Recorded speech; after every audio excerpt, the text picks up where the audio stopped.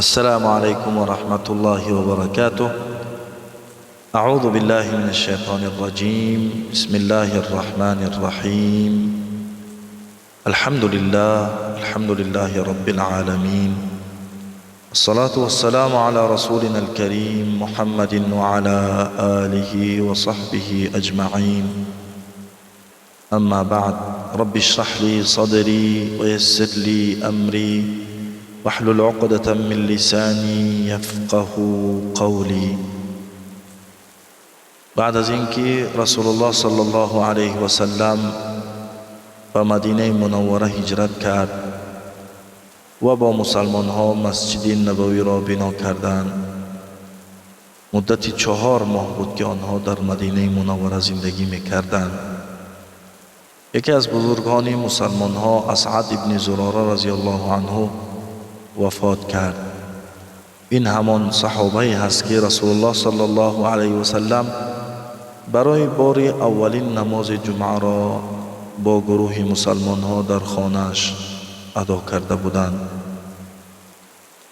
در این مدت 4 ماهی که مسلمان ها در مدینه زندگی میکردند، هر پسری که از آنها تولد میشد وفات میکرد و هر دختری تولد میشد زنده میماند. یهودی ها در بین مردم فتنه را جاری کردند، گفتند ما مسلمان ها را جادو کرده ایم، دیگر برای آنها پسری تولد می شود وفات می کنند. حتی بعضی از مسلمان ها در این فتنه گرفتار شده بودند، سخنان یهود را باور کرده بودند، تا زمانی که خانواده رسول الله صلی الله علیه و سلم و خانواده ابوبکر صدیق رضی الله عنه به مدینه هجرت کردند. دختر ابوبکر صدیق اسماء همسر زبیر ابن العوام بود. زبیر ابن العوام پسر عمه رسول الله صلی الله علیه و سلم بود. اسماء رضی الله عنها وقتی که به مدینه منوره رسید حامله بود و در مدینه منوره پسر تولد کرد. نامش را عبدالله گذاشتند و وفات نکرد. اسماء رضی الله عنها گفت عبدالله را به نزد رسول الله صلی الله علیه و سلم ببرید، این یکمین پسری است که وفات نکرد. وقتی عبدالله ابن زبیر را به نزد رسول الله صلی الله علیه و سلم آوردند، رسول الله صلی الله علیه و سلم بسیار خوشحال شد و یک خرما را گرفت، با دهانش نرم کرد و در دهان عبدالله ابن زبیر گذاشت. یک جمعی بزرگ از مسلمان ها هم در آنجا حضور داشتند. مسلمان ها هم عبدالله ابن زبیر را در دستشان می گرفتند، خوشحالی می کردند، نعره الله اکبر می گفتند و با تولد شدن عبدالله ابن زبیر دیگر هر پسری که در مدینه تولد می شد وفات نمی کرد. یعنی با تولد شدن عبدالله ابن زبیر فتنه یهودی ها جاری کرده بودند خاموش شد. عبدالله ابن عمر ابن الخطاب رضی الله عنهما میگوید من شاهد بودم زمانه حجاج ابن یوسف را، یعنی بعد از وفات رسول الله صلی الله علیه و سلم را نقل میکند. وقتی که حجاج ابن یوسف به مکه مکرمه در آمد و عبدالله ابن زبیر را کشت، مردم الله اکبر می گفتند. عبدالله ابن عمر ابن الخطاب رضی الله عنهما می گوید به خدا قسم کسانی که در وقت ولادتش تکبیر می گفتند، یعنی الله اکبر می گفتند، آنها بهتر هستند از کسانی که وقتی کشتنش تکبیر گفتند. و همچنان در این مدت رسول الله صلی الله علیه و سلم با عایشه رضی الله عنها ازدواج کرد. همه این حادثه ها سال 1 هجری شده بود. و همچنان به رسول الله صلی الله علیه و سلم وحی شد که رکعت‌های نماز را زیاد کند، یعنی پیش وقت نماز را 2 رکعت می‌خواندند، اما بعد امر شد که رکعت‌های نماز را رسول الله صلی الله علیه و سلم زیاد کنند. مسلمان ها در مدینه منوره روز تا روز قوت می‌گرفتند و به رسول الله صلی الله علیه و سلم خبر رسید که ابو جهل با 300 نفر در یک قافله بزرگ از طرف شام به طرف مکه سفر دارد و با خود بسیار مالهای زیاد دارد. رسول الله صلی الله علیه و سلم در حال 30 مسلمان را تیار کرد.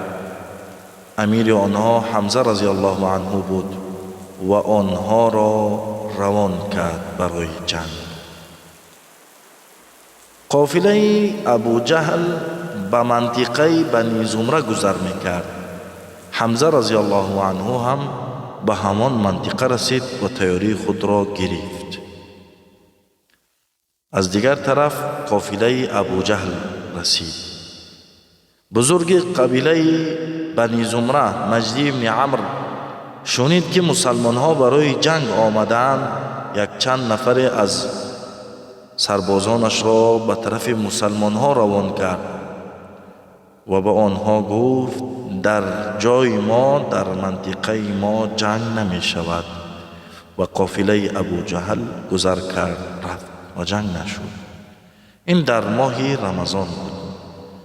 در ماه شوال رسول الله صلی الله علیه و سلم لشکری تیار کرد و سرلشکر عبیده ابن الحارث بود. عبیده ابن الحارث ابن عبدالمطلب.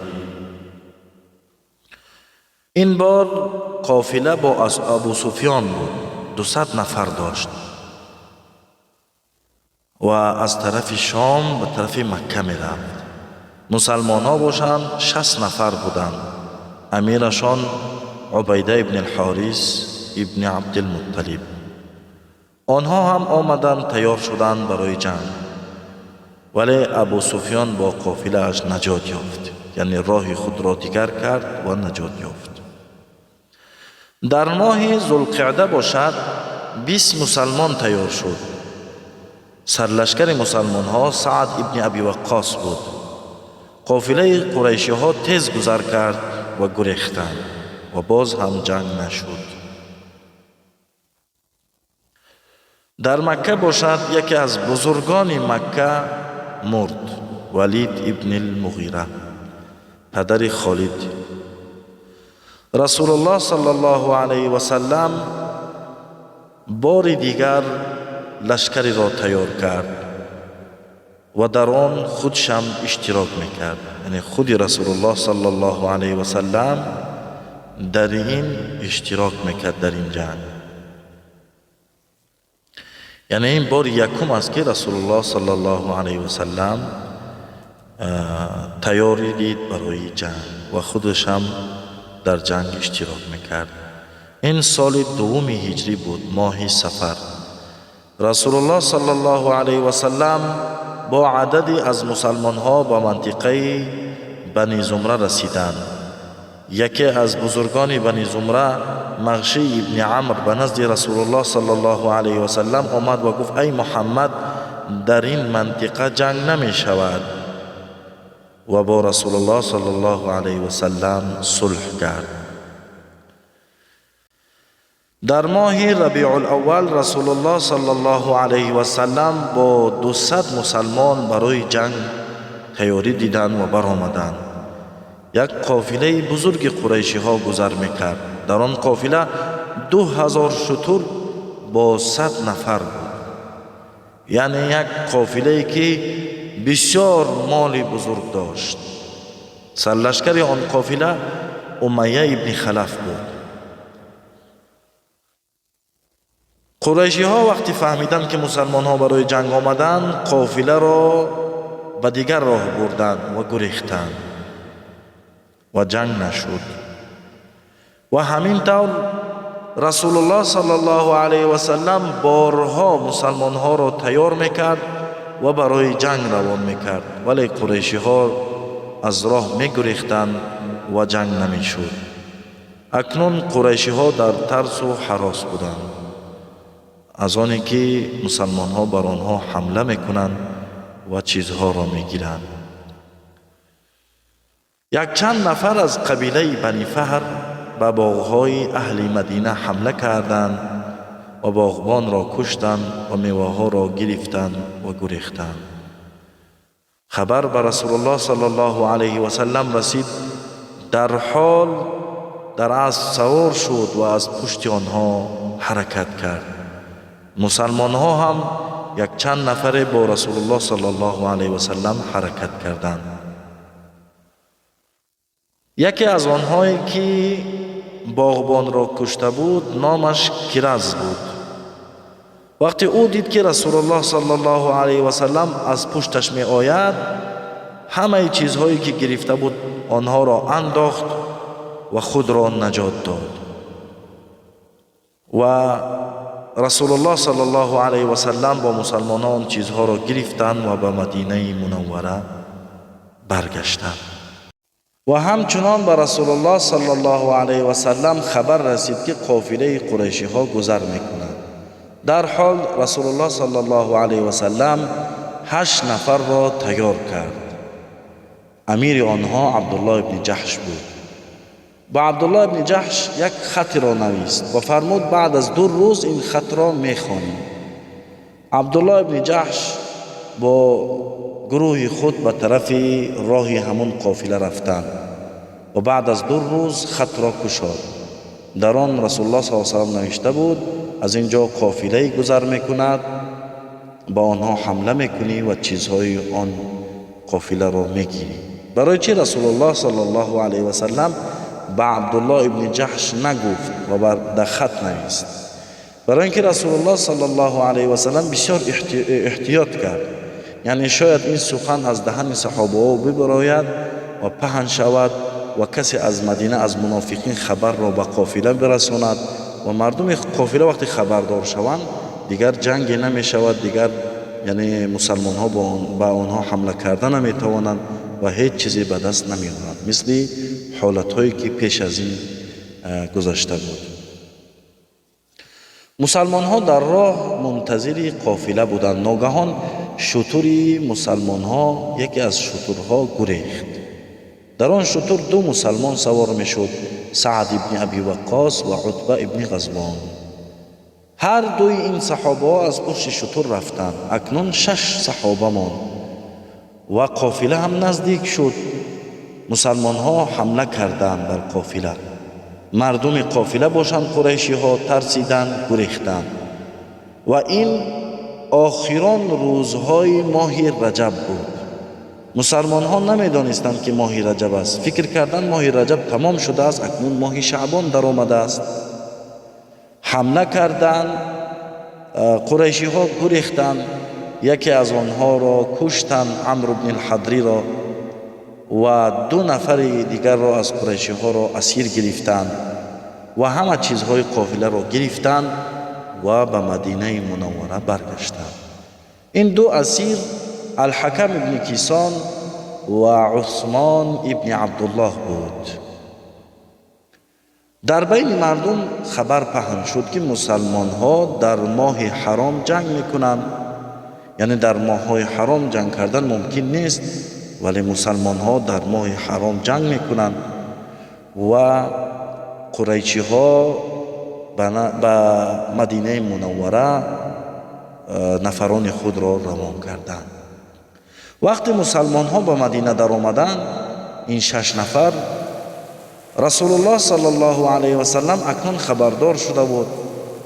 با آنها فرمود چرا در ماه رجب جنگ کردید؟ آیا نمیدانستید که حرام است؟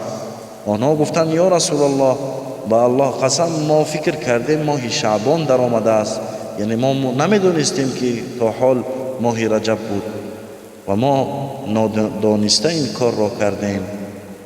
و مردمی که از قریشی ها به مدینه آمده بودند رسیدند به نزد رسول الله صلی الله علیه و سلم آمدند و گفتند ای محمد تو در ماه رجب جنگ میکنی، ماههای حرام را حلال حساب میکنی؟ رسول الله صلی الله علیه و سلم فرمود نه، این کار نافهمیده شده است، این کار خطا شده است. آنها گفتند 2 نفر ما نزد شما است، او را آزاد کنید. رسول الله صلی الله علیه و سلم فرمود نه، من منتظر میشوم تا اینکه 2 نفر ما برگردد، ما نمیدونیم در کجاست. یعنی فکر میکردن این 2 نفر را قریشی ها اسیر گرفتند.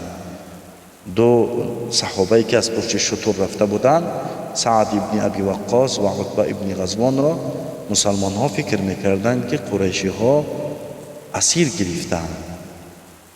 بعد از چند این 2 صحابه برگشت و رسول الله صلی الله علیه و سلم 2 اسیر قریشی را آزاد کرد، الحکم ابن کیسان و عثمان ابن عبدالله را. این 2 نفر اخلاق مسلمان ها را دیده بودند. وقتی در مدینه اسیر بودند، آنها در درون مسجد، در ساحه مسجد اسیر بودند، اخلاق و آداب و رفتار مسلمان ها را دیده بودند. الحکم ابن کیسان در دلش ایمان در آمده بود. وقتی آنها را آزاد کردند، الحکم ابن کیسان مسلمان شد، ولی عثمان ابن عبدالله مسلمان نشد، برگشت رفت به مکه و در آنجا وفات کرد. و در مورد آن جنگی که مسلمان ها خطا کردند در ماه رجب جنگ کردند، الله متعال آیاتی را نازل کرد. يسألونك عن الشهر الحرام قتال فيه قل قتال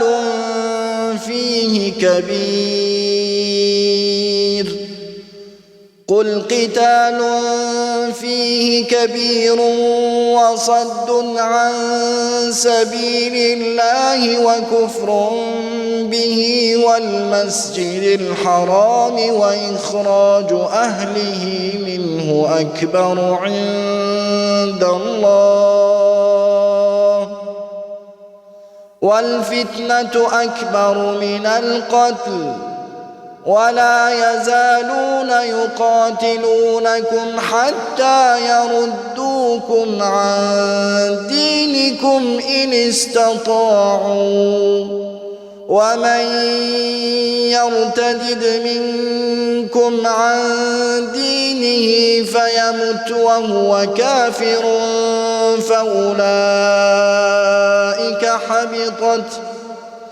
فأولئك حبطت أعمالهم في الدنيا والآخرة وأولئك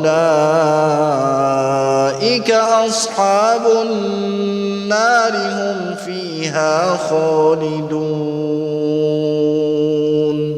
از تو ای محمد در باره جنگ ها در ماه حرام میپرسند، بگو جنگ در آن گناهی بزرگ است و اخراج اهله منه اکبر عند الله، و بیرون کردن مردم از مکه در این ماه ها نزد الله گناهی بزرگتر است. یعنی قریشی ها مسلمان ها را در ماه حرام از خانه هاشان بیرون کردند. الله متعال این آیات را نازل کرد که رسول الله صلی الله علیه و سلم به قریشی ها بفهماند این کاری را که 6 نفر کرد نافهمیده بود، ولی شما فهمیده کار را کرده.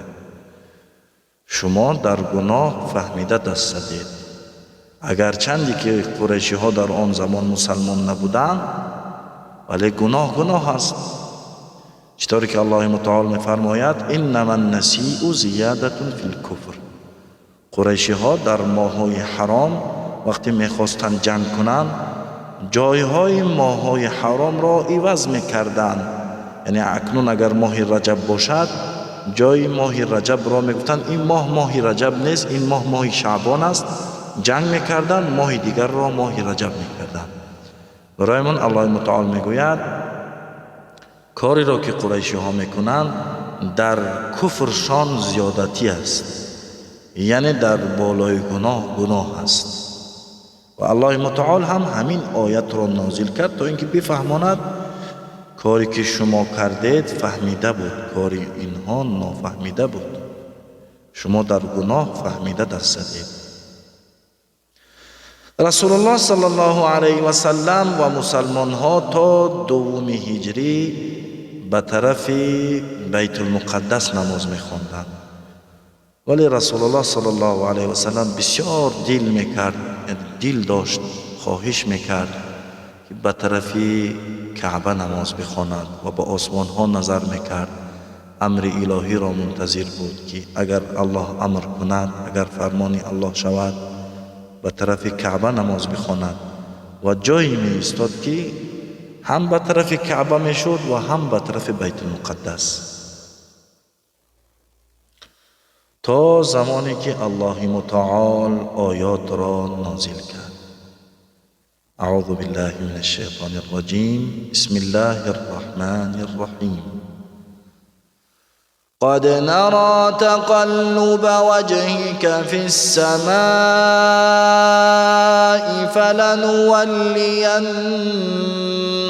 قبلة ترضاها فول وجهك شطر المسجد الحرام وحيث ما كنتم فولوا وجوهكم شطره وإن الذين أوتوا الكتاب ليعلمون أنه الحق من ربهم وما الله بغافل عما يعملون. به تحقیق ما گرداندن روی تو را به سوی آسمان می‌بینیم. اکنون تو را به سوی قبله‌ای که به آن خوشنود شوی می‌گردانیم. پس روی خود را به سوی مسجد الحرام کن و هر جا باشید روی خود را به سوی آن بگردانید. ان شاء الله تعالی در نوار بعدی دوام قصه را یک جای میشنویم. السلام علیکم و رحمت الله و برکاته.